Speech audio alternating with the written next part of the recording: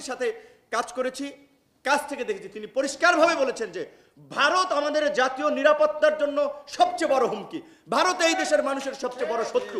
এইটা যদি মনে প্রাণে এই দেশের মানুষ বুঝতে না পারে, তাহলে এই দেশের মানুষের কপালে শনির দশা আছে, খারাপই আছে। এটি তিনি বলেছিলেন প্রেস ক্লাবে, বিভিন্ন প্রকাশ্য অনেক প্রোগ্রামে, যেই কারণে তিনি কিন্তু 17 বছর ভারতের ভিসা পান নাই। এটিকে আওয়ামী লীগের দলীয় সম্পত্তি না প্রধানমন্ত্রীর পৈতৃক সম্পত্তি, যে তিনি চলে যাওয়ার পরে কে এই সম্পত্তির মালিক হবে, তিনি উত্তরাধিকার নির্ধারণ করে দিবেন যে কে আপনার রাষ্ট্র চালাবে। জনগণ যাকে ভোট দেয়, জনগণ যাকে নির্বাচিত করে তিনি রাষ্ট্র চালাবেন, তিনি সরকার প্রধান হবেন, সেটা আপনি নির্ধারণ করার কি? এটা তো আপনার নির্ধারণের এখতিয়ার না। আপনার দলের দিকে আপনি তাকিয়ে দেখেছেন আপনার মৃত্যুর পরে আপনার দল কে চালাবে? আপনার দল কি বঙ্গবন্ধু মারা যাওয়ার পরে যেভাবে 5 ভাগে ভাগ হয়েছিল, মিজানুর রহমানের নেতৃত্বে একদল, কামাল হোসেনের নেতৃত্বে এক খণ্ড, অমুকের নেতৃত্বে এক খণ্ড, আপনার মৃত্যুর পরে আপনার অনুপস্থিতিতে আপনার দল কয় খণ্ড হবে একবার তাকিয়ে দেখেছেন? কে আপনার উত্তরাধিকার? জয় ভাগিনা সে তো বাংলায় ভালো করে বলতে পারে না। পুতুলের কথা বলছেন, শুনছি অনেকে বলছে যে পুতুলকে পরবর্তী উত্তরসূরি তৈরি করার জন্য ইন্ডিয়াও হেল্প করতেছে, যেই কারণে বিশ্ব স্বাস্থ্য সংস্থার রিজিওনাল কান্ট্রি ডিরেক্টর বা আঞ্চলিক আপনার এই কর্মকর্তা নির্বাচনের ক্ষেত্রে ভারত খুব সহযোগিতা করেছে, যার অফিস ভারতে, যাতে তাকে নার্সিং করতে পারে ভারত এখন থেকে। সেটা কি সম্ভব? তো কার্যত আমি প্রবাসী ভাইদেরকে বলবো, এই দেশটাই এখন সবচেয়ে বড় অরক্ষিত। মেজর জলিল যেটা বলেছিল যে অরক্ষিত স্বাধীনতাই পরাধীনতা। আজকে আমাদের দেশটাকে এই আওয়ামী লীগ গত 16 বছরে এতটা অরক্ষিত করেছে, এখন কার্যত আমরা একটা পরাধীন জাতির মতোই বসবাস করছি। সাইফুল ভাই যেটা বলেছেন, বিরোধী দল করাটা কার্যত এই দেশে এখন গুরুতর অপরাধ।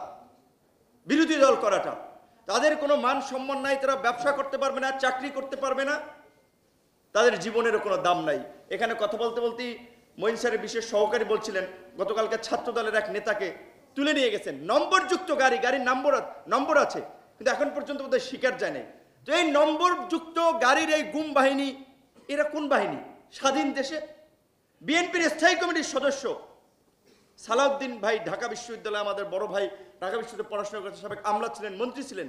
আমাদের দেশে এই যে পাসপোর্ট করতে গিয়ে প্রথম হয়রানি প্রবাসীরা তো শিকার হয়, সাধারণ প্রবাসীরা পাসপোর্ট করতে গিয়ে বাইরে গেলে একটা পাসপোর্ট লাগবে, দালাল ছাড়া পাসপোর্ট পাওয়া যায় না। দালালের আখড়া হচ্ছে এই পাসপোর্ট অফিস। আমি 4টা দেশ স্বচক্ষে দেখে এসেছিলাম গত বছর, মিডল ইস্টের ওমান, কাতার, সৌদি আরব, সংযুক্ত আরব আমিরাত, 4টা দেশে গিয়েছিলাম। প্রবাসীদের সাথে সরাসরি কথা বলেছি, তাদের কথাগুলো শুনেছে। ম্যাক্সিমামেরই কমন অভিযোগ যে ভাই পাসপোর্টটা নবায়ন করতে দালালরে টাকা দিয়েও নবায়ন করতে পারতেছি না। কেন ভাই পাসপোর্ট নবায়ন করতে দালালরে টাকা দিতে হবে? আপনারা ডিজিটাল বাংলাদেশের কথা বলেন, স্মার্ট বাংলাদেশের কথা বলেন, পাসপোর্ট নবায়ন তো অনলাইনে হবে, অ্যাপ্লাই করবে, আপনারা দিয়ে দেবেন যদি তার কোনো ক্রাইম না থাকে।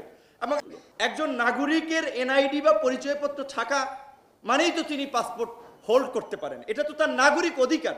এইটার জন্য কেন তথাকথিত ভেরিফিকেশনের নামে নাগরিকদের হয়রানি করতে হবে? আমি ডাকসুর বিপি থাকাকালীন অবস্থায় 3টা বিশ্ববিদ্যালয়ের, আন্তর্জাতিক বিশ্ববিদ্যালয়ের ইনভাইটেশন পেয়েছিলাম, পাসপোর্ট না থাকার ফলে যেতে পারি নাই, কারণ আমি যতদিন দায়িত্বে ছিলাম ততদিন দেওয়া হয় নাই। উত্তরা থেকে তাকে তুলে নিয়ে গেল আমাদের আইন শৃঙ্খলা বাহিনী, তাকে পাওয়া গেল ভারতের শিলংয়ে। কিভাবে ওইখানে গেল? আমাদের আইন শৃঙ্খলা বাহিনী এইভাবে ভারতের সাথে বাংলাদেশের বিরোধীদের নির্মূল করার জন্য, গুম খুন করার জন্য তারা চুক্তি করে কাজ করছে। এবং ভারতের আচরণটা কি?